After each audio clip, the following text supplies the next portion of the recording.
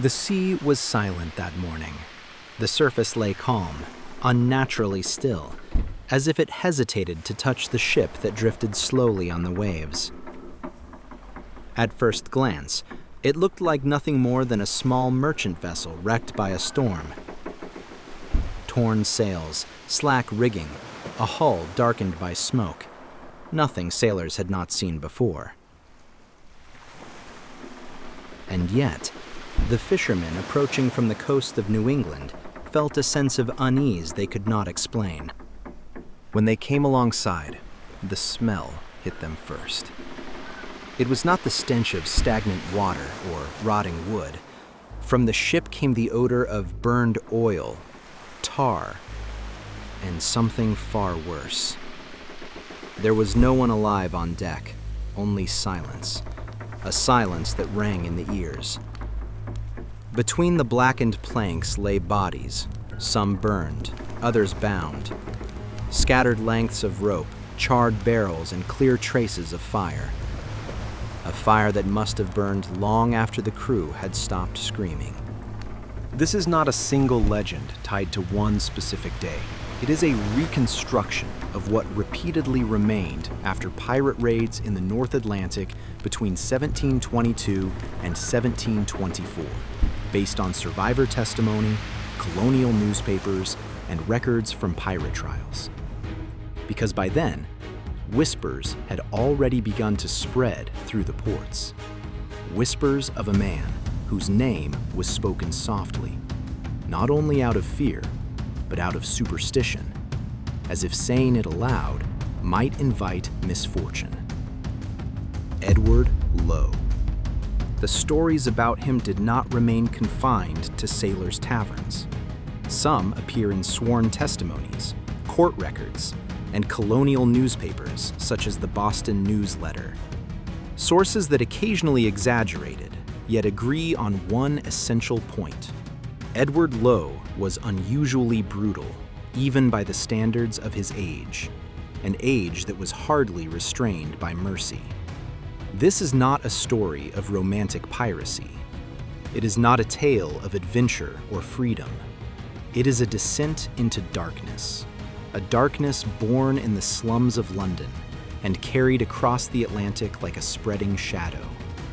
This is the story of Edward Lowe, a man who became a symbol of terror and violence, a man whose end would remain as unclear as his rise. Edward Lowe was born around 1690 in London, in the Westminster area, a district that at the time ranked among the poorest in the entire city. Drury Lane was not yet famous for theaters or music. It was a place where a child learned to run faster than to walk. Mud, hunger, fistfights, theft. These were his first textbooks. Those who grew up there had little chance of becoming someone important, but they had an enormous chance of becoming someone dangerous. Edward Lowe is said to have been volatile from an early age. This was not simple mischief, but a violent temper, sharpened by an environment where aggression was part of daily life. Very little verified information about Lowe's youth has survived. Early sources, however, claim that he grew up among pickpockets, gamblers, and street brawlers. If these accounts are true, Lowe was already crossing the line between survival and crime while still a boy. According to some chronicles, he also had a younger brother who was hanged in 1707 for burglary. This claim does not appear in surviving court records and is generally regarded as plausible rather than certain. Edward was poor, hungry, and the world offered him nothing. He learned to return it in equal measure. As a young man, he worked at the docks. He loaded ships, hauled ropes, cut rigging, carried barrels and heavy sacks. It was exhausting labor, poorly paid, and without prospects. Some sources suggest that even during this period, Lowe may have become involved in a violent incident that ended in death. These reports, however, are not supported by direct records and remain unverified. What is certain is that something was growing inside him, and it was nothing good. Eventually, Edward decided to leave England, not out of a desire for adventure, but because the world around him had nothing left to offer. Perhaps he was searching for a fresh start, perhaps only for a new place to survive. In any case, in 1710 he arrived in Boston, a port filled with sailors, ships, merchants, noise, and filth that felt all too familiar. In Boston, his life appeared to calm, at least for a time. He found work, and 4 years later, he married Eliza Marble. For a brief moment, it seemed that Lowe might settle down, that the volatility forged in the streets of London would finally harden into an ordinary life. But stories like that tend to exist only in novels. Their first child, a son, was born, but died shortly after birth. 5 years after the wedding, in 1719, a daughter was born, and Eliza died in childbirth. With her death, the last anchor holding Lowe to stability was gone. Lowe fell back into poverty and dock labor, in an environment ruled by heat, thirst, and constant anger. Arguments over food and rations were nothing new. But one day, during the loading of a timber ship, something happened that changed everything. The men complained of hunger and meager portions. The captain mockingly offered them rum instead of food. And that was the moment Edward Lowe took his first step toward his own dark fate. He seized a loaded musket and fired. The shot missed its intended target and killed a sailor standing beside the captain. It was not a planned act. It was the result of an uncontrolled outburst of rage, and Lowe knew that from that moment on, there was no turning back. Together with several others, he fled the port, and soon after seized a small sloop near Rhode Island. One crewman was killed, and the vessel was taken. According to early accounts, it was then that Lowe spoke words that would become a grim outline of his future. "We'll hoist the black flag and wage war on everyone." In that moment, Edward Lowe's world changed. From a laborer struggling to survive, he became a man with nothing left to lose. And so, a pirate was born.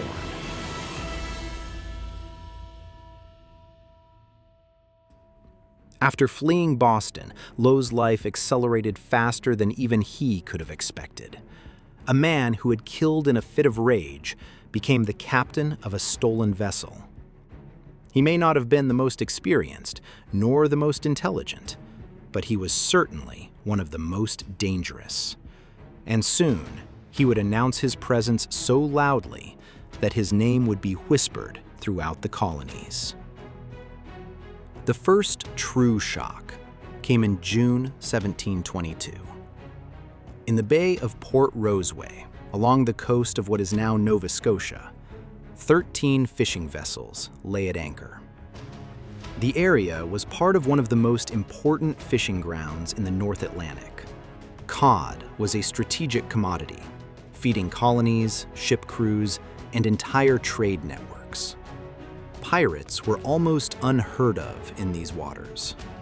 Sailors here feared storms more than pirates. But Lowe did not follow expectations. He raised the black flag and, instead of negotiating, sent a simple message: immediate surrender, or no one would be left alive. The fishermen had no chance. They had no cannons, no training, and no time to understand what was happening. Lowe and his men seized the largest of the ships, armed it, and claimed it as their own. The remaining 12 vessels were sunk or set ablaze. Colonial newspapers, including the Boston Newsletter, reported the attack with unusual urgency. They wrote of a man who had assaulted a fishing fleet with unexpected speed and ferocity. Among the captives was a young fisherman named Philip Ashton, who would later become one of the most important witnesses to Lowe's brutality. At the time, he could not yet have known that he had survived an encounter with a man who would soon be infamous across all of New England. Ashton later testified that Lowe acted quickly, decisively, and with a kind of empty coldness. It was not so much about plunder, it was about power, about fear, and about making sure his name would be spoken more often than that of other pirates. And in that, he succeeded.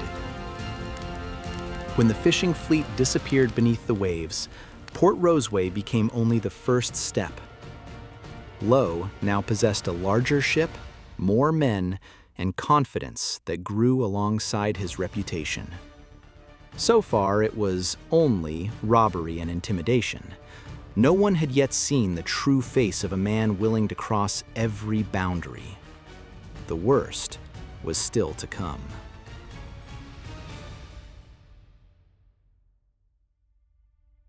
After the raid at Port Roseway, Edward Lowe and his crew moved through the North Atlantic and the Caribbean like a shadow.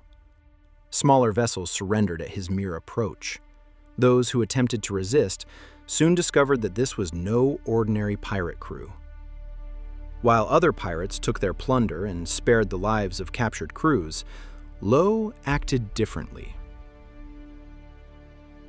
On January 25, 1723, Lowe encountered the Portuguese vessel Nossa Senhora de Victoria. Archival records indicate that after a brief engagement, the ship's captain attempted to save a sack filled with coins. In desperation, he threw it overboard, hoping it would sink beyond reach. Depriving pirates of their loot was a dangerous gesture. Depriving Edward Lowe of it was a death sentence. According to survivor testimony, Lowe flew into a rage.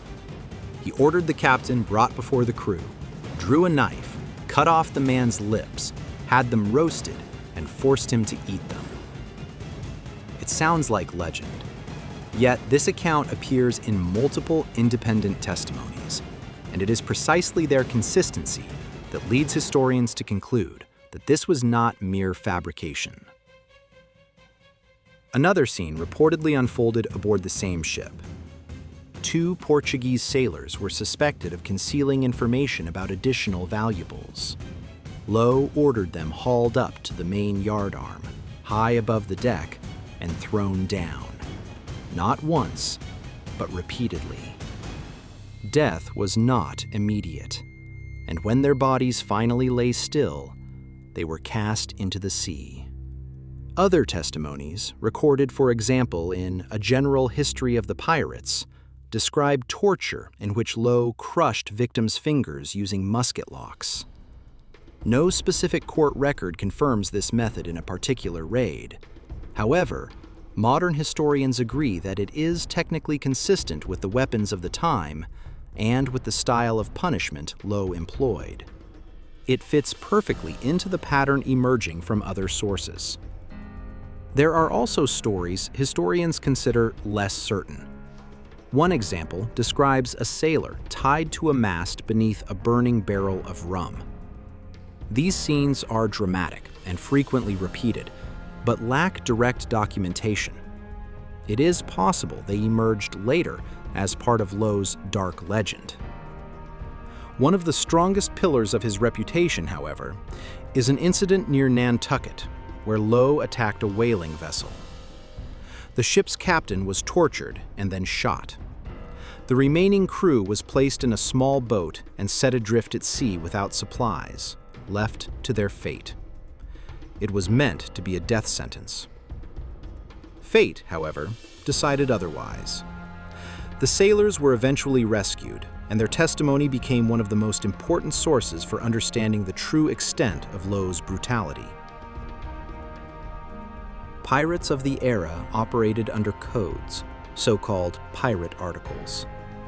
Captains were usually elected, and their authority had limits. Edward Lowe systematically violated those limits. He was not merely a leader, he was judge and executioner.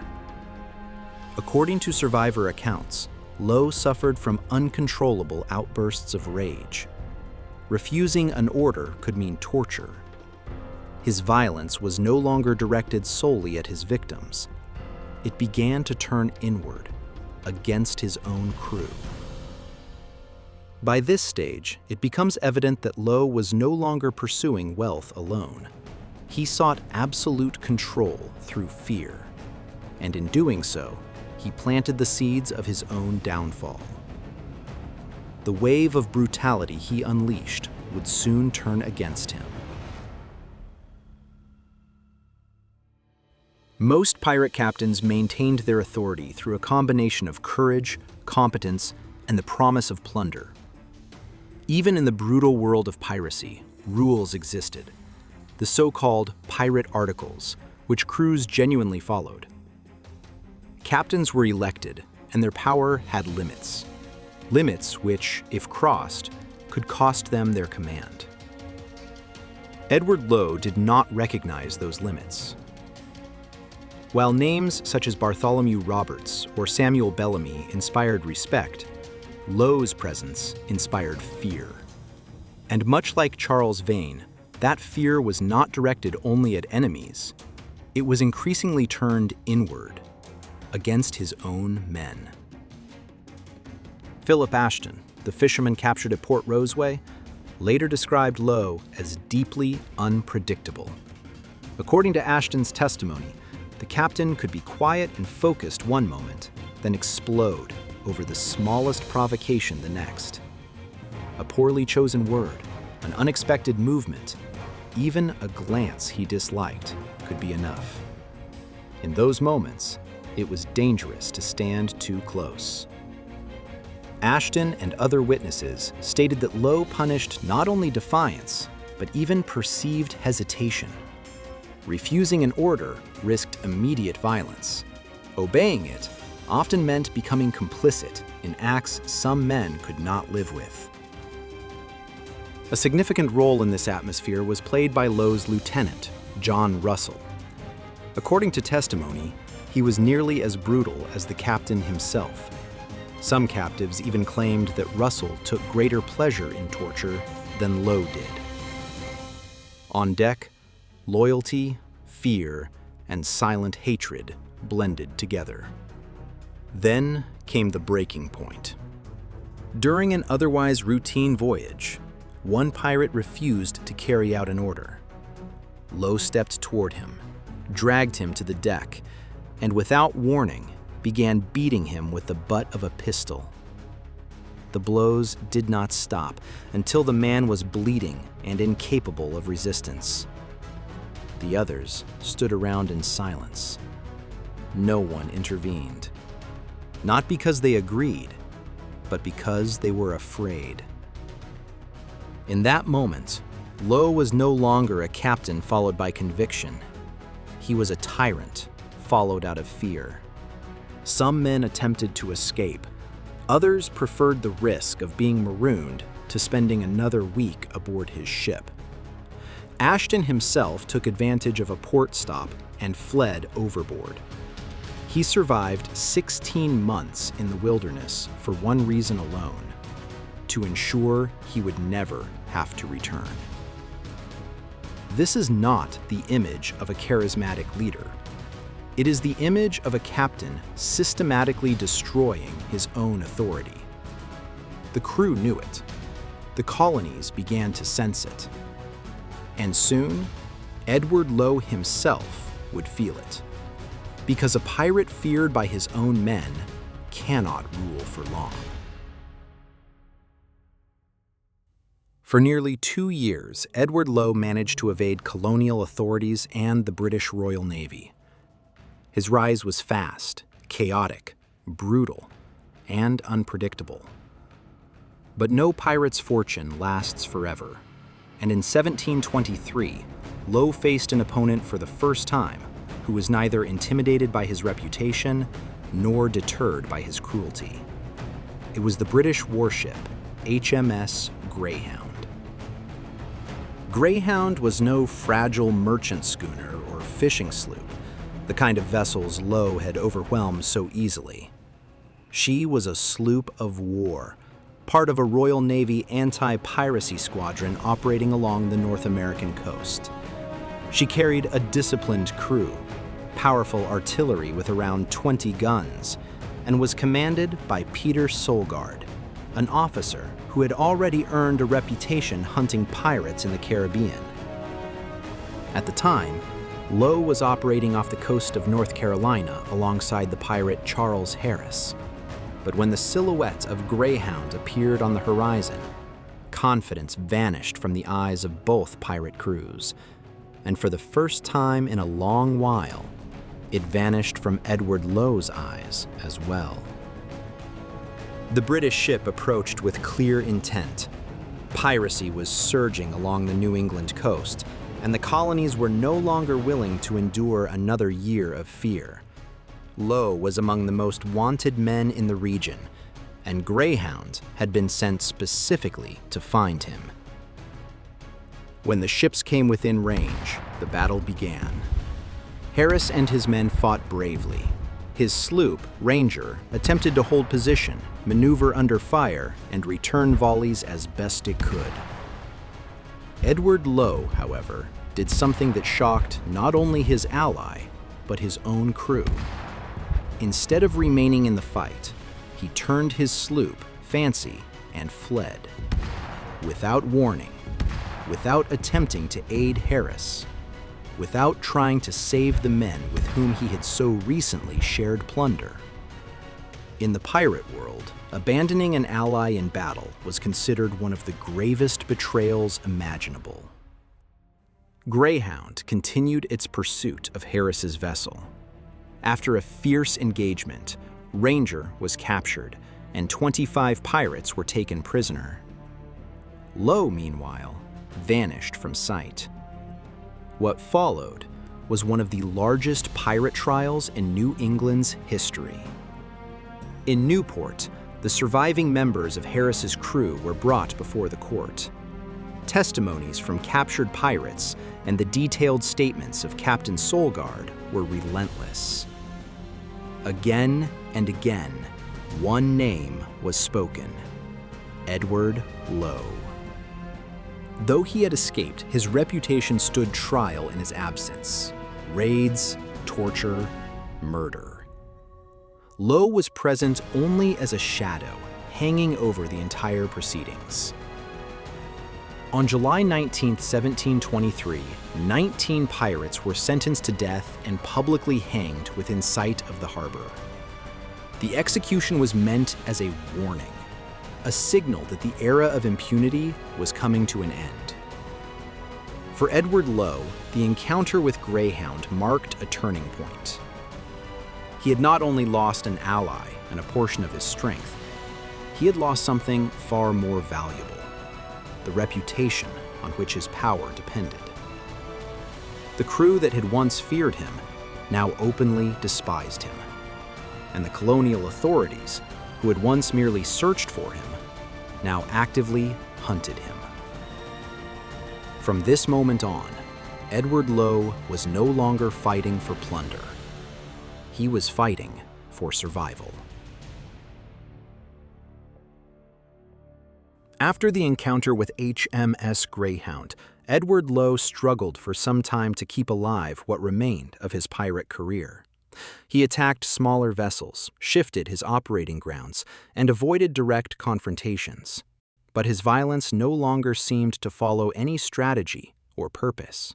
It was no longer a means to power. It had become an expression of empty rage. And then, something happened that no one expected. Edward Lowe disappeared. He vanishes from the historical record suddenly and without explanation. There is no court file, no confirmed execution, no grave. Only several versions of his fate, none of them proven beyond doubt. The first version: betrayal by his crew and a French gallows. According to several sources, Lowe's own crew eventually decided to rid themselves of their captain. Mutiny aboard pirate ships was not uncommon, but here it had a clear cause. The men are said to have outvoted Lowe, seized him, and set him adrift in a small boat along with a handful of loyal followers. A few days later, he was allegedly intercepted by a French vessel. When the French realized whom they had taken aboard, they chose not to hesitate. According to this version, Edward Lowe was transported to Martinique and there hanged. The second version: death off the coast of Central America. One British report describes an encounter with an armed periagua, a small indigenous vessel, off the coast of Central America. According to the account, a man aboard identified himself as Edward Lowe. Historians regard this report as uncertain. There is no proof that the man was reliably identified, and it seems unlikely that Lowe would have introduced himself by name to British sailors while knowing he was a wanted man. The British were unable to pursue the vessel, which disappeared among the islands. Later interpretations speculate that Lowe may have been killed near Roatan, or possibly fell into the hands of allied indigenous groups. But certainty remains out of reach. The third version: escape and anonymity.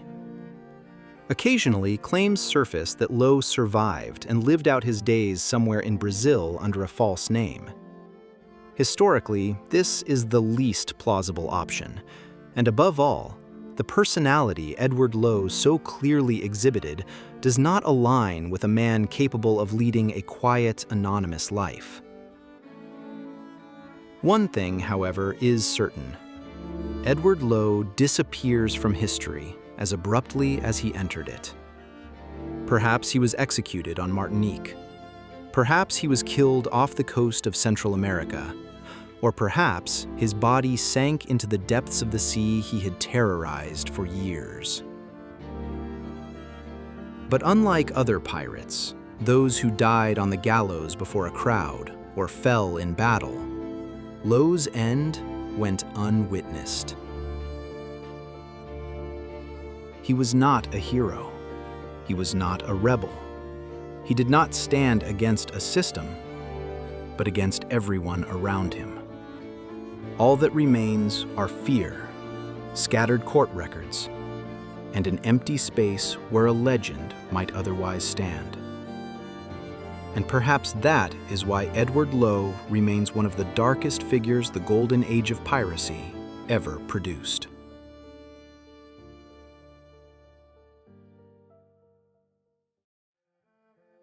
Thank you for joining me on another voyage into the past, where facts intertwine with legends and long-forgotten names come back to life beneath the black flag.